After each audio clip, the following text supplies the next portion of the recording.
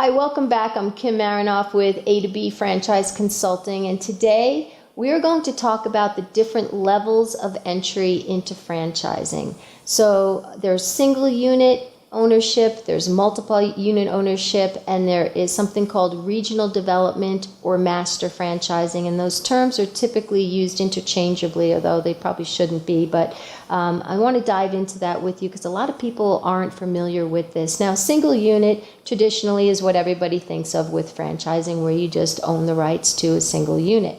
Multiple units is where if somebody is well capitalized and they find a concept that they really are jazzed about and they know that they want to scale a business, they'll step in with multiple units. Now, the advantage of committing upfront in multiple units is kind of twofold. One would be that you get discounts in the franchise fees. So the first franchise fee might be $40,000, the second one might be $30,000, the third one could be maybe as low as $10,000.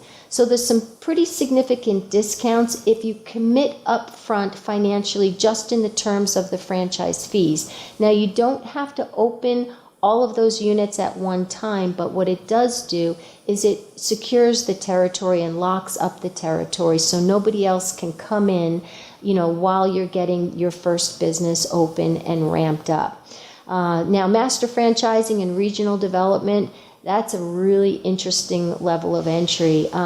It's almost like being a 50-50 partner with the franchisor. I mean, sometimes it's a 40-60, 60-40 relationship, but for example's sake, let's just say it's a 50-50 relationship.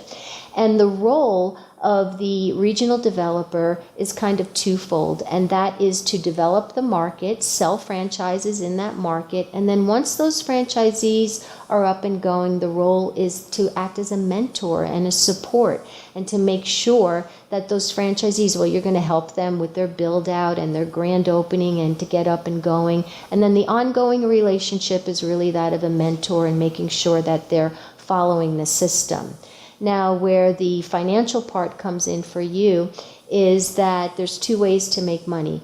So when a franchise is sold in your market, you're going to share in the franchise fee. If it's 50-50, you're going to get half of that franchise fee. A franchise fee on average is $40,000, so $20,000 every time you sell it. But that should never be looked at as a revenue source. That money should always be put back into developing your market and advertising.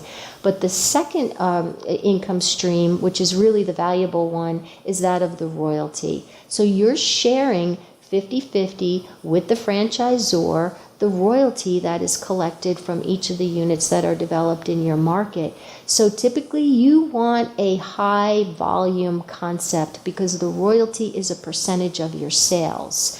So let's, for instance, say you had a unit doing $1 million in sales, and an average royalty is, just for round numbers, say is 8%. So you would get, if it's a 50-50 relationship, 4% of the sales of that unit, or $40,000. Now, if you developed, say, 30 of those units in your market, my gosh, that's a residual income stream of $1.2 million a year over the term of the agreement, and the agreement can be anywhere from 5 years to 20 years.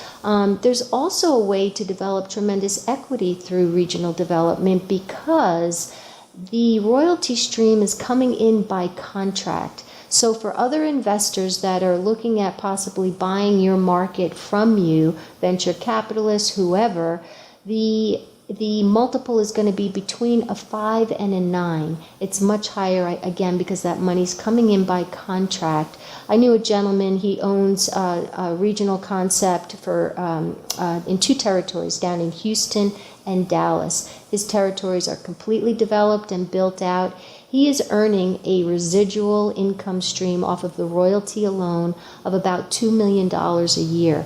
That is mailbox money. I mean, it is absolutely incredible. Now, the caution, or I don't know the downside, but the things to consider if you are considering regional development, it's a slower ramp up period of time because it takes time, number one, to sell the franchise, maybe 3 to 4 months for somebody to vet it out properly. Then it's going to take, could take 4 months up to maybe a year to find the location, get it built out, and get it open before that royalty stream is starting to flow. So definitely, a lower ramp up period of time. And the other thing to consider is that these are usually startup or emerging brands. They're not established brands. If they are, it's usually, there's no territory available. Massage Envy, I think, sold out the entire country in about 14 months.